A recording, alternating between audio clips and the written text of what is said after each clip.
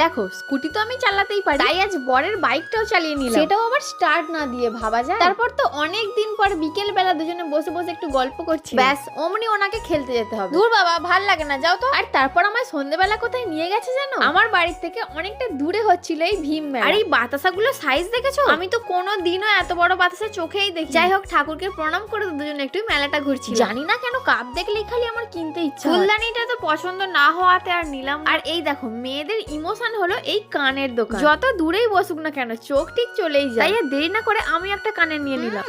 একটা থারে রক্ষে নেই, আবার একটা থার কিনবে বলছি। আজকের খাওয়া দাওয়াটা তো আইসক্রিম দিয়েই শুরু করি। আর ঠিক তারপরেই দেখা হলো আমার ইউটিউব ফ্যামিলির সদস্যদের সাথে। এদিকে তো আমার বর খাচ্ছিল ফুচকা, খাওয়ার সময় পাশে দাঁড়িয়ে থাকলে তো একটা দিতেই হবে বল। আর এই জিনিসটার প্রতি তো আমার একটা আলাদাই ভালোবাসা আছে। দেখো কাণ্ড, আমার থেকে আগে যেমন খেয়েছো, নাও এবার টাকাটাও তুমিই দাও। এখানে সবজি তো অনেক ছিল, কিন্তু সব কটা মাটির হওয়ায় না নিয়েই বাড়ি চলে গেলাম। চলো তাহলে, টাটা।